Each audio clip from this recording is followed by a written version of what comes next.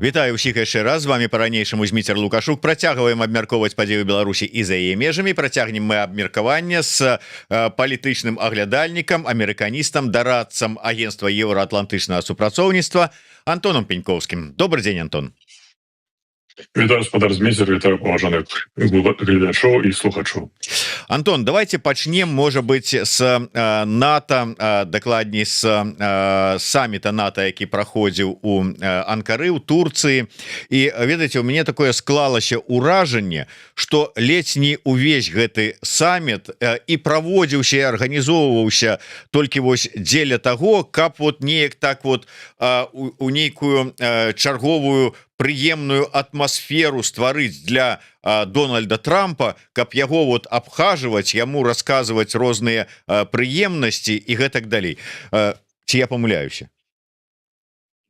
В пэўным сэнсе я з вами не згодны, бо краіны удзельніцы НАТО, кіраўніцтва апошнім часам увогуле разглядалі магчымасць скасаваць самміты НАТО альбо пераносіць, знізіць колькасць гэтых саммітаў, бо яны бачаць, што спадабацца Дональду Трампу немагчыма, ён усё роўна будзе рабіць тыя самыя непрыемныя цэлому шэрагу краін заявы, і ўвогуле яны разумеюць, то бок у пэўным сэнсе для еўрапейскага палітыкума Дональд Трамп стаў прадказальным партнёрам, але не ў тым сэнсе, які б ім падабаўся.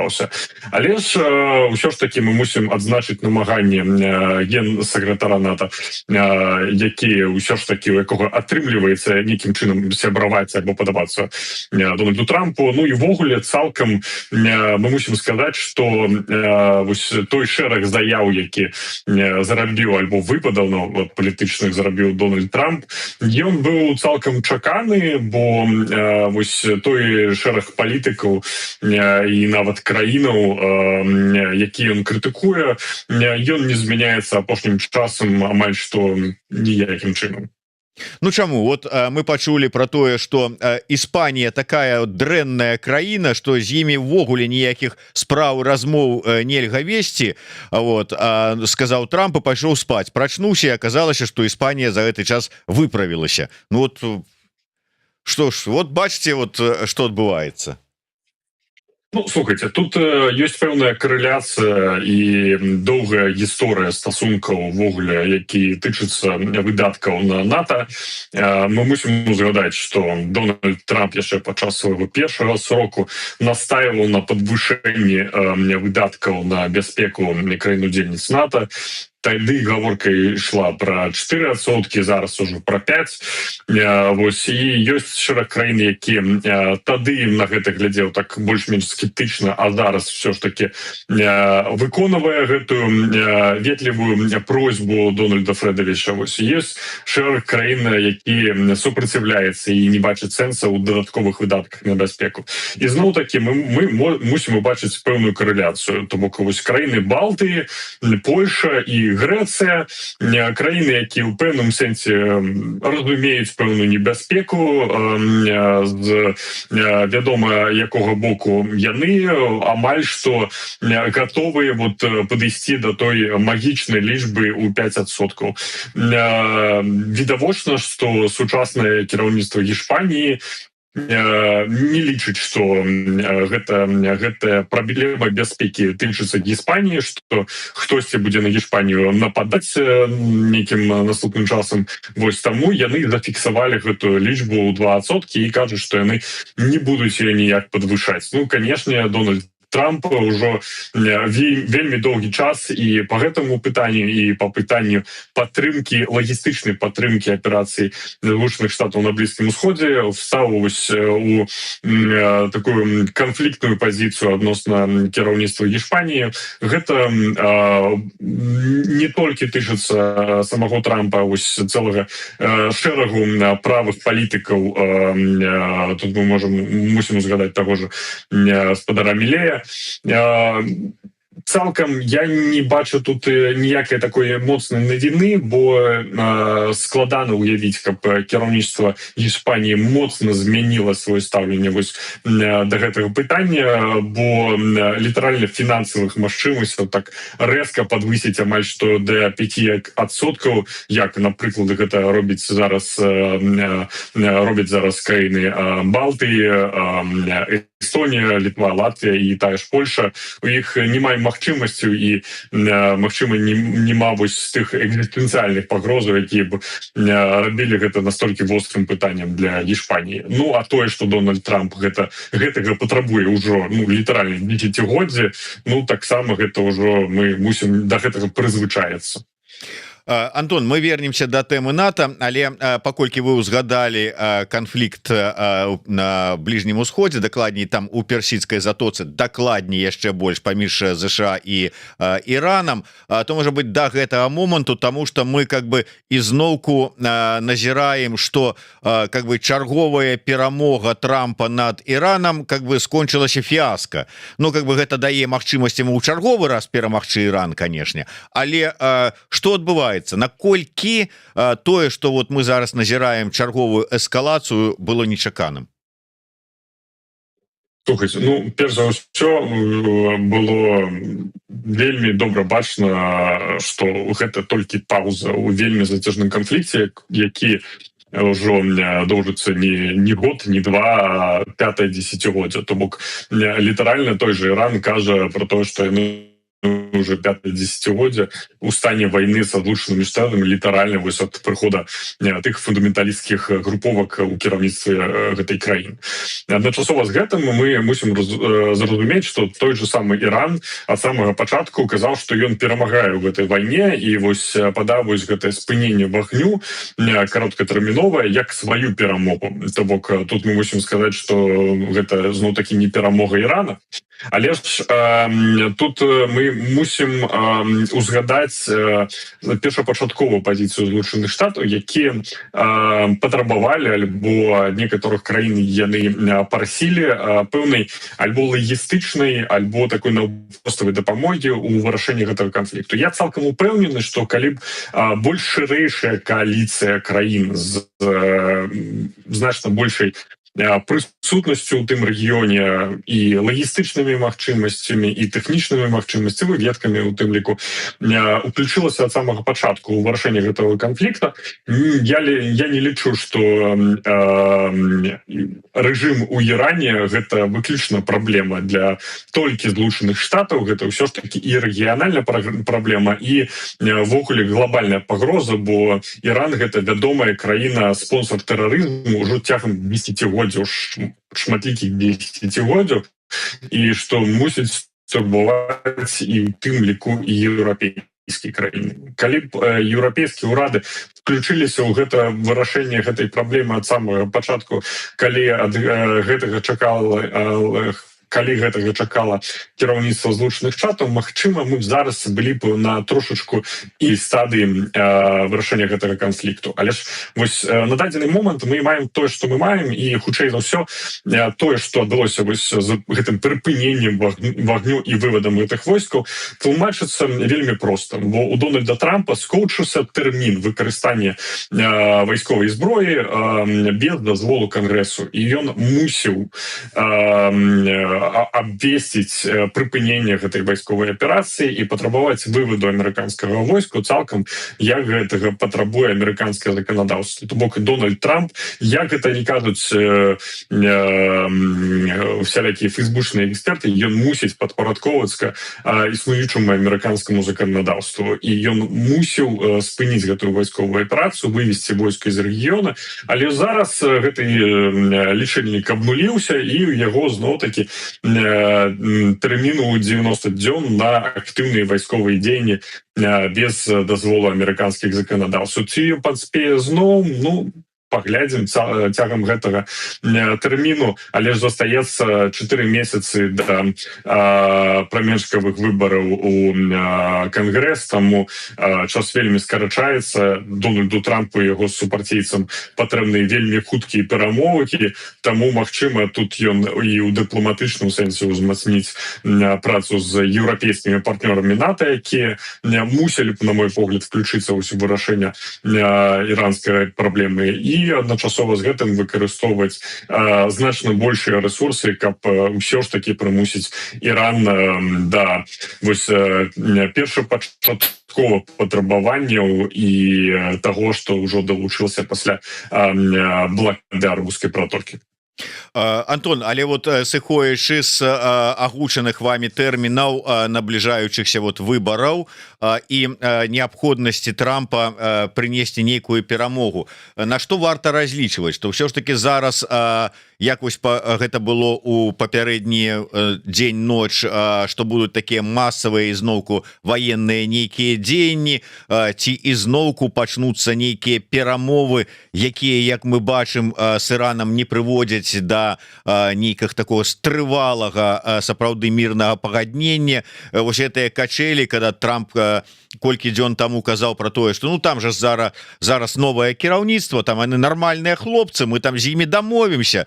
Сёння мы чуем про тое, что да там падонкі какие-то, с ними вообще немагчыма дамовіцца, яны мяне забіць хочуць, про что там с ними гаварыць, уничтожить всех под корень. То есть вот якога развіцця падзей чакаць? Слухайте, тут...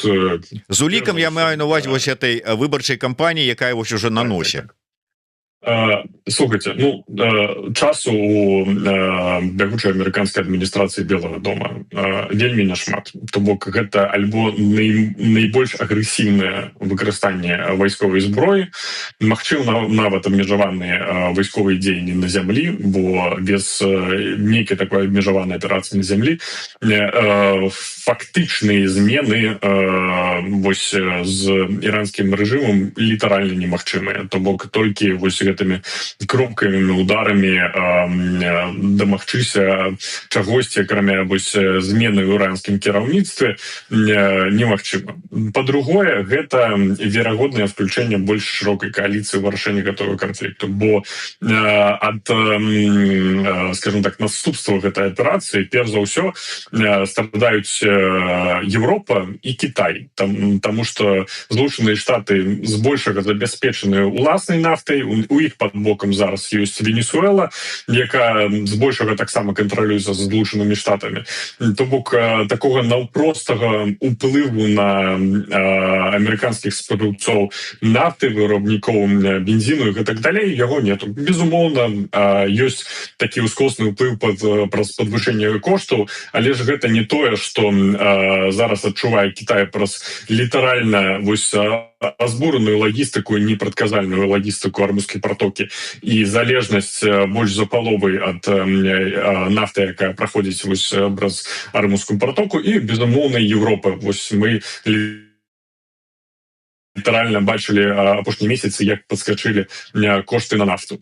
То бок шэраг краін, якія у тым ліку лічыў тыя ж краіны Балтыі, тая ж Польша, якія бачаць вельмі высокую патрэбу і нават залежнасць ад амерыканскага ядравага парасону, амерыканскага парасону бяспекі ў Европе, яны агучваюць значна большую гатоўнасць включацца ў вырашэнне нават такіх пытанняў. То бок мы апошнім часам чулі нават такія заявы ад кіраўніцтва Літвы. Калі больш шырокая кааліцыя еўрапейскіх краін сяброў НАТО включыцца ў вырашэнне гэтага пытання, то, безумоўна, мы мусім убачыць тады нейкія такія добрыя змены на гэтым накірунку. І апошняе, што не ўзгадваецца так досыць часта, гэта фактар самой Турцыі. Тут мусім вярнуцца да тэмы гэтага самміту НАТО у Анкары, бо Турцыя валодае другой арміяй па колькасці ў Еўропе, вельмі добра распрацаванымі тэхналогіямі, у тым ліку і беспілотнікаў, і у пэўным сэнсе, палітычным сэнсе вось гэтых канфліктаў, досыць трывалых канфліктаў на Блізкім Усходзе, нават турэцкае кіраўніцтва было б на дадзены момант зацікаўлена у пэўных палітычных зменах у Іране. Таму я тут у тым ліку уважліва б назіраў за паводзінамі прэзідэнта Турцыі Эрдагана.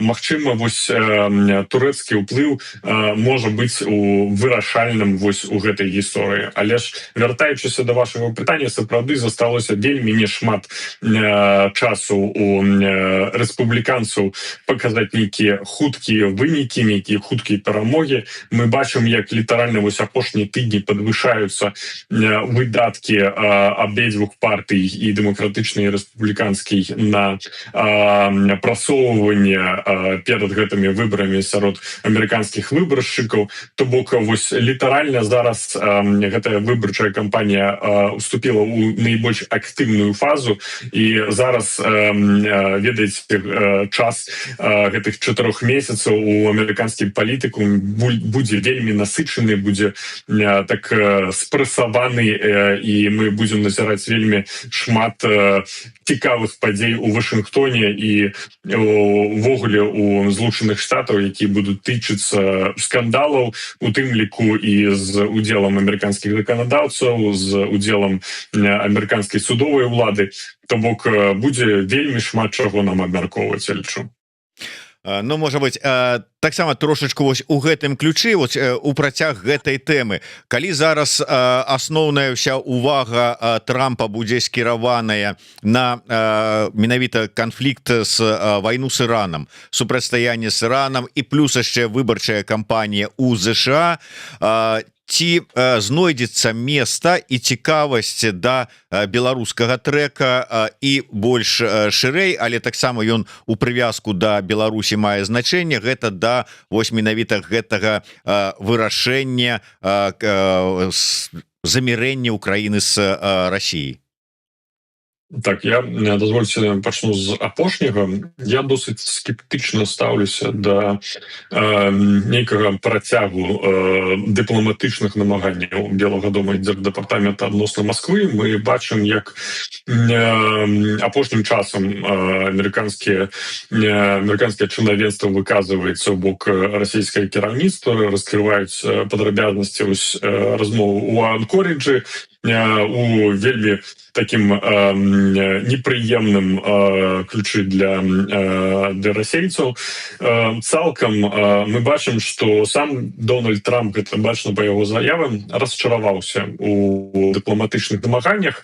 Ён вось у сваёй бізнес-стылістыцы не бачыць зараз у Владзіміры Пуціне нейкага рацыянальнага гульца, якому можна прапанаваць нейкае прыемнае, непрыемнае, але ж рацыянальнае вырашэнне той ці іншай сітуацыі, на якой ён можа пахадзіцца. Цалкам выглядае, што Злучаныя Штаты у цяперашняй адміністрацыі вось убачылі, што цяперашняе расійскае кіраўніцтва існуе вось у нейкім такім фэнтэзі-свеце гэтых Рюрікавічаў і Сарматаў, там і усяго гэтых далей, і не чуе аргументы з пункту гледжання такого, прагматычнага падыходу да палітыкі. То бок размаўляць на мове гэтых абстракцыяў, гэта было бачна нават на пачатку мінулага года, амерыканскія дыпламаты зараз не гатовыя. То бок слухаць гэтыя лекцыі вось пра гісторыю і нейкі вось абстрактныя фантазіі Владзіміра Пуціна і яго памочнікаў Злучаныя Штаты не зацікаўлены і не гатовы. Тое, што мы назіраем, што яны хочуць усё больш і больш аддаць адказнасць за вырашэнне гэтага канфлікту, за падтрымку Украіне еўрапейскім партнерам. У тым ліку гэта добра было бачна падчас самміта НАТО, калі еўрапейскія партнёры сапраўды пачалі прачынацца і абмяркоўваць вельмі прагматычныя рэчы адбудавання вайсковай інфраструктуры, перадачы ўзбраення ў краіне і увогуле вайскова-тэхнічнага супрацоўніцтва з Украінай. Тому перайшлі ад мовы дыпламатычных заяваў ось той самай глыбокай здэклапочанасці, вось якую чулі беларусы ў 2020 годзе, у тым ліку з боку шэрагу еўрапейскіх краін, перайшлі ўсё ж такі да больш практычных дзеянняў, літаральна таго, чаго ад іх чакалі ад пачатку кадэнцыі Дональда Трампа на пачатку мінулага года.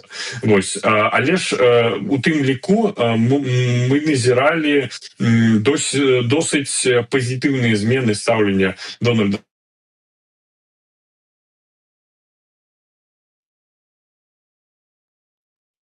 Так, у нас невялічкі затык з інтэрнэтам, штосьці падвіс наш шаноўны эксперт. Будзем спадзявацца, што зараз вернецца ці перападключыцца.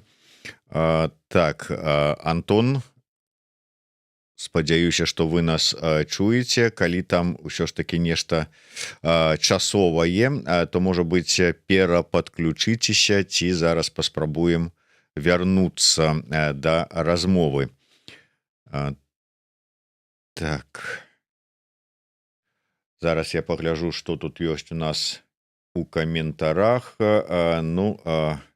Каментароў не вельмі шмат гэтым разам. Відаць, уважліва слухаюць, што нам расказвае наш амерыканіст Антон Пенькоўскі. Адзінае, што перакананыя гледачы, што, прынамсі, адзін з іх, заві мяне проста Джек, піша, што на прамежкавых выбарах перамогуць такі рэспубліканцы. Так, Антон, бачу, вярнуўся. Чуеце нас? Да, уважаемый господин Мисер, не вельмі стильная сувязь. Нічого страшнага, бывае. Калі зафіксавалі, на якім моманце вы там падвіслі, то можете працягнуць з гэтага. Калі раптам там не, то можам працягнуць з тэмы ўсё ж такі, наколькі будзе цікавасць у Вашынгтона, у адміністрацыі Трампа да працягу беларускага трэка. Так, сапраўды, вяртаючыся альбо сканчваючы тое, што я казаў, вельмі верагодна, конечно, не цягам такой блізкатэрміновай перспектыве, але ж у такой сярэднятэрміновай распрацоўка вайскова-тэхнічнага супрацоўніцтва паміж Злучанымі Штатамі і Украінай, і мы бачым досыць пазітыўныя сігналы, нават палітычную санкцыю з боку Белага дома. Вяртаючыся да вашага пытання адносна Беларусі, то я лічу, што беларускі трэк ніколі не спыняўся, і нават гэтай падзеі на Блізкім Усходзе, безумоўна, яны адцягнулі вельмі вялікія чалавечыя рэсурсы у Злучаных Штатах, у знешнепалітычным ведомстве Злучаных Штатаў. Але ж тут мы не мусім памыляцца, беларускай праблематыкай заўсёды займалася не вельмі шмат людзей у Вашынгтоне. Гэта такія вельмі, скажем так, прафесіяналы з такой вельмі вузкай спецыялізацыі па ўсходняй і цэнтральнай Еўропе, то бок яны не перанакіроўваюцца, прабачыце, на вырашэнне пытання на Блізкім Усходзе, і я не лічу і няма ніякіх сігналаў пра тое, што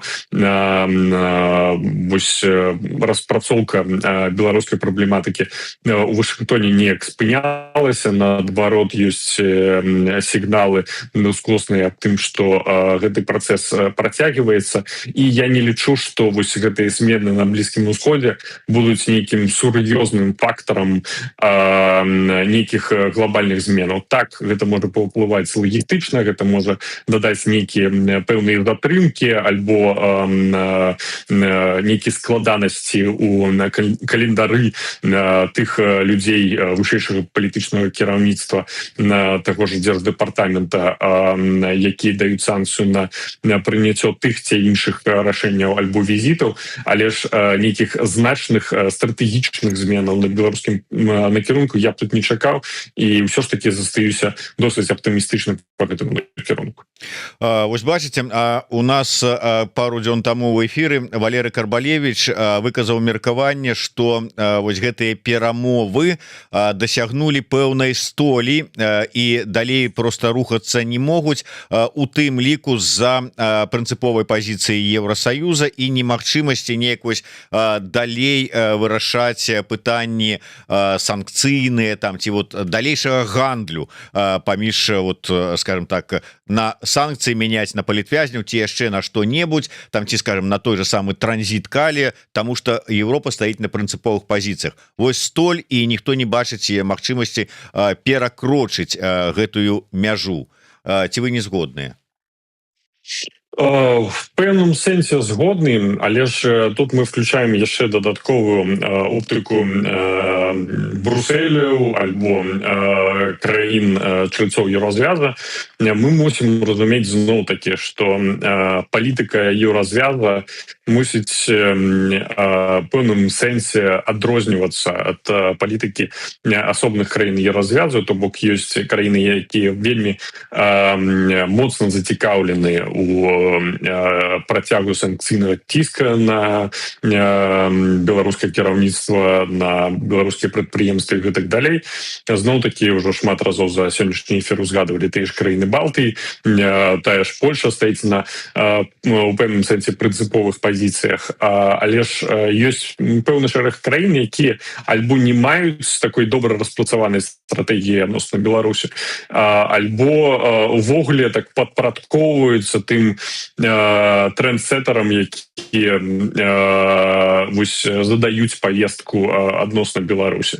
Ну, тут мы мусім зноў-такі узгадаць тую ж Іспанію, якая не толькі не падвышае свае выдаткі на бяспеку, але ж я лічу, што так адносіцца да пытання бяспекі ў усходняй Еўропе і да беларускай праблематыкі як да чагосьці альбо другаснага, альбо ж увогуле па так спісу прыярытэтаў дзесьці ў самым нізе. Вось, але ж я б настолькі, як спадар Карбалевич, не павязываў наўпрост пытанне адмены еўрапейскіх санкцыяў з тым, што цікавіць Вашынгтон у Мінску. Я б не рабіў гэтае ўраўненне настолькі простым, бо мне оно падаецца значна больш складаным. Апошнім часам, у тым ліку беларускіх незалежных медыа, гучыць, на мой погляд, вельмі спрошчаная логіка, што выгандлёўваецца абмен санкцыяў на выхад беларускіх палітзняволеных, што нібыта Злучаныя Штаты настолькі зацікаўлены вось у выхадзе беларускіх палітзняволеных, што яны выгандлёўваюць вось праз гэта адмену тых ці іншых санкцыяў. Усё ж такі гэта з'яўляецца ў пэўным сэнсе другасным пытаннем, і тое ж амерыканскае чынавенства, якое гэтым займалася ў мінулым годзе і ў гэтым тым ліку, казала о том, што іх цікавіць значна больш шырокае кола пытанняў, у тым ліку і гандля беларускімі рэсурсамі, і у тым ліку і пытанне бяспекі. То бок я не лічу, што дасягнуты ліміт гэтага, і тое, што мы не бачым так у публічнай прасторы нейкіх такіх яскравых заяваў альбо не ведаю хуткіх дасягненняў, гэта наўпрост не адзначае таго, што гэты працэс неяк праваліўся альбо ён увогуле не адбываецца. То бок ад самага пачатку ён адбудоўваўся досыць доўга, і ён, скажем так, рыхтаваўся значна даўжэй, чым гэта стала бачна для шырокіх колаў публікі. Тут мы мусім у тым ліку узгадаць словы вызваленых палізнеаболеных на самай першай прэс-канферэнцыі і узгадаць тэрміны, якія называлі, калі іх пачалі у пэўным сэнсе гатовіць да абмену. Той же Сергей Ціхановскі называў тэрмін у некалькі месяцаў, праз які яго пачалі падводзіць да гэтай думкі, што яго хутка будуць на нешта абменьваць. То бок у той момант увогуле падавалася немагчымым нейкія абмены. І у тым ліку я мушу узгадаць, што калі былі знятыя санкцыі з Белавіі, тады таксама казалі, што у пэўным сэнсе дасягнуты гэты ліміт, бо на Белавію гэтыя санкцыі мелі такі кшталт у пэўным сэнсе сімвалічны, то бок Белавію больш за ўсё абмяжоўваюць все ж такі еўрапейскія краіны, але ж праз наступныя месяцы, праз вызваленне беларускіх палізнеаболеных, зняццё санкцый з калію і гэтак далей, мы ўсё ж такі ўбачылі, што гэты працэс працягваецца, і тут я б ўсё ж такі включаў бы яшчэ фактор вайны Расіі ва Ўкраіне, што ўсё ж такі Злучаныя Штаты вельмі добра разумеюць, я лічу, што гэта вельмі выдатна, што беларускае пытанне трэба і мусіць быць включана у повестку вырашэння вайны ва Ўкраіне, і без вырашэння беларускага пытання, без нейкіх зменаў у Беларусі, без включэння беларускага пытання у нейкі перамоўны працэс увогуле немагчыма дамагчыся чагосьці, акрамя, не ведаю, 3-5 дзён прыпынення вагню. То бок нейкае стратэгічнае вырашэнне тут магчымае толькі з включэннем паўночнай мяжы Украіны, рэтранслятораў, не рэтранслятораў, вайсковай інфраструктуры і ўвогуле того, што тычыцца сучаснага беларускага рэжыма. І ў пэўным сэнсе вось такое стратэгічнае бачанне вельмі добра адрозніваецца ад такого падыходу вялікай заклапочанасці цэлага шэрагу еўрапейскіх краін.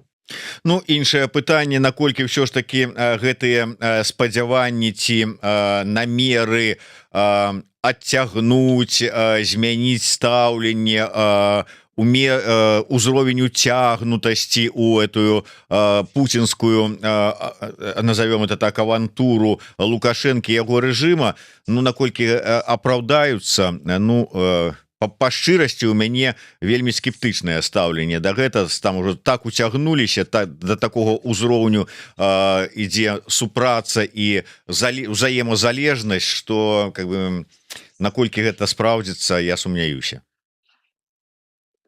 Я часткова падзяляю ваш скепсіс, спадар Зміцер, але ж зараз Беларусь апынулася ў вельмі данным становішчы, калі падаецца, што добрых сцэнароў альбо ідэальных сцэнароў амаль што не існуе. І выбар тут ідзе паміж вельмі кепскімі сцэнарамі і яшчэ горшымі сцэнарамі падзеі таго ці іншага кшталту. То бок пытанне адцягнення сучаснага кіраўніцтва, але ж у тым ліку мы мусім разумець, што Злучаныя Штаты у тым ліку мусяць атрымаць досвед напростага контакту з лукашэнкаўскімі элітамі, каб дакладна ведаць варыянты іх паводзінаў, магчымасці, якія могуць адбыцца, калі, не ведаю, Лукашенко заўтра раніцай вырашыць падавіць уласным шпіцом.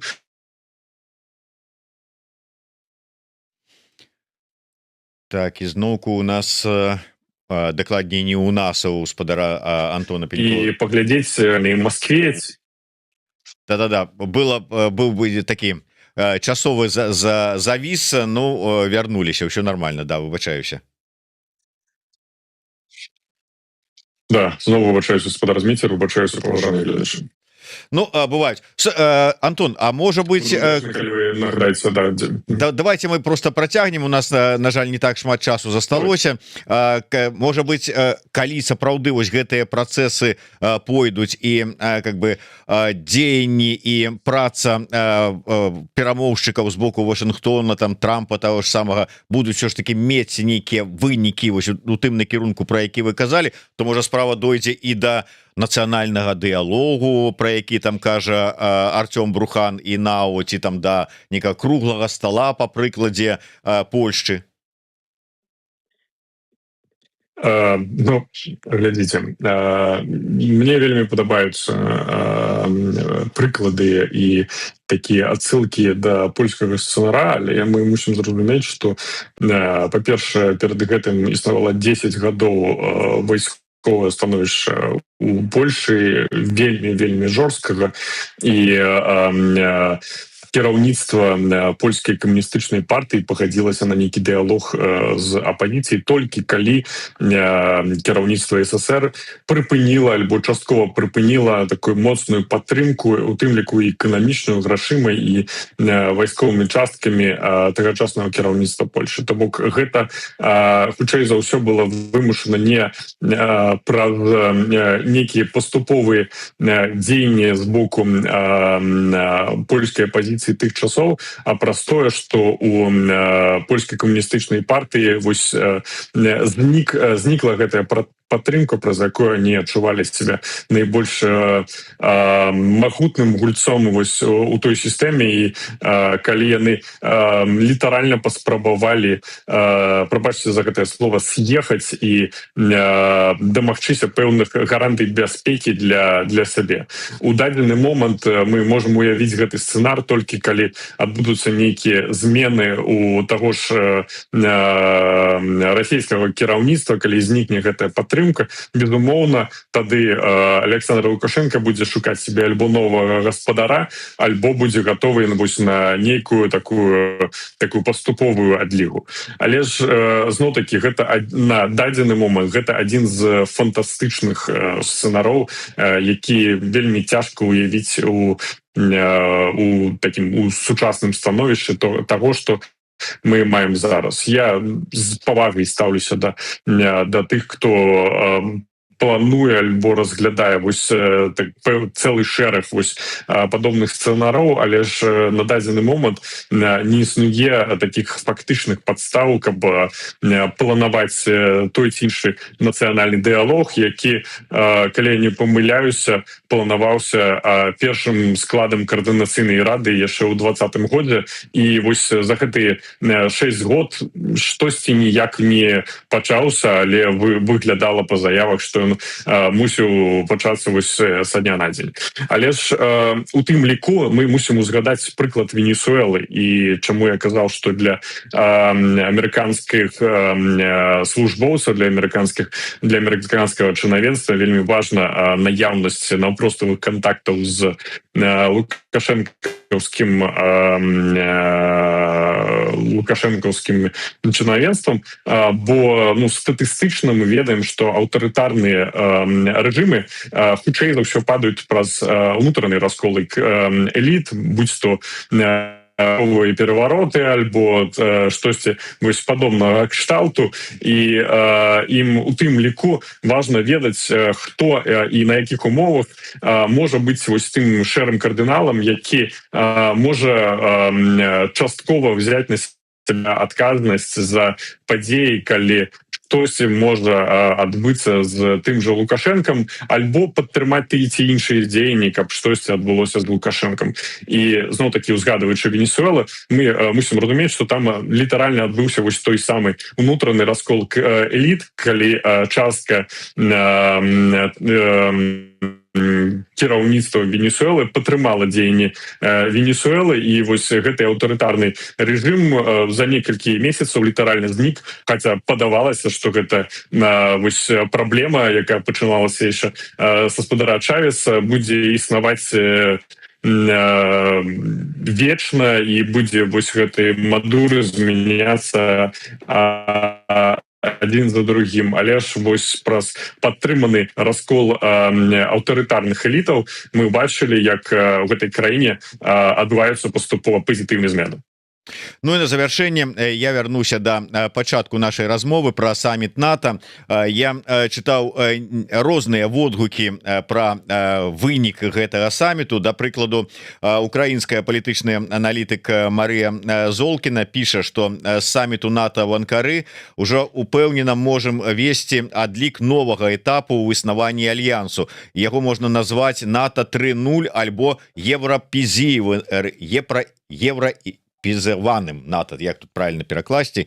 З другого боку я считал, ну как бы евро-НАТО, умоўно кажучы, еўрапізацыя НАТО, вот так вот будзе правильно адбылася.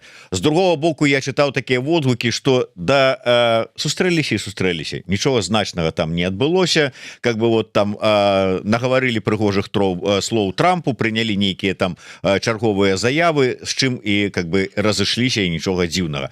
Все ж таки ваша ацэнка. С аднаго боку, вось вы казали про тое, что от палітычных заяваў перашлі до конкретных дзеянняў і падтрымки той же самой Украины.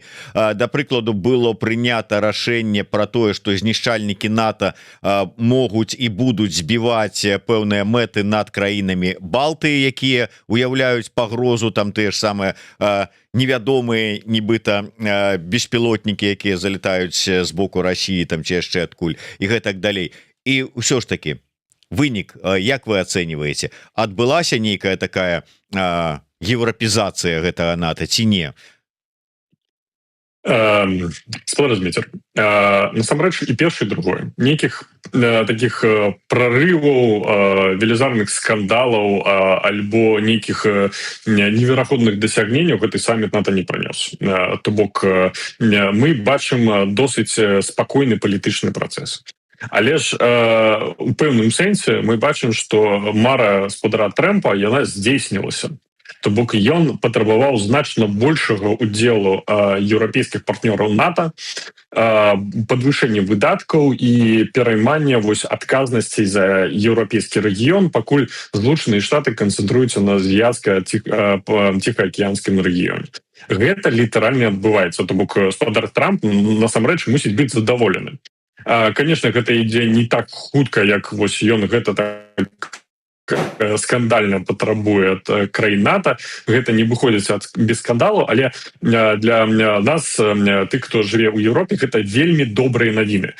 То бок акрамя нейкай такой сімвалічнай падтрымкі, акрамя, не ведаю, заяў, камуніке, мы бачым, што еўрапейскія краіны, перш за ўсё, я б тут звярнуў увагу на тую ж Францыю і Нямецчыну, абмяркоўваюць вельмі практычныя рэчы адносна альбо адбудавання лагістычных і вырабнічых магчымасцяў па цэлому шэрагу узбраенняў, і адначасова з гэтым мы бачым, як краіны НАТО ўсё больш і больш падходзяць прагматычна да вырашэння тых ці іншых пытанняў. Мы бачым, што пытанне 5-го артыкула дамовы НАТО, яно засталося ў камуніке, і Злучаныя Штаты падтрымліваюць тэзіс о тым, што яны у выпадку вайны ў Еўропе ўсё ж таки будуць включаны. Гэта тое, пра што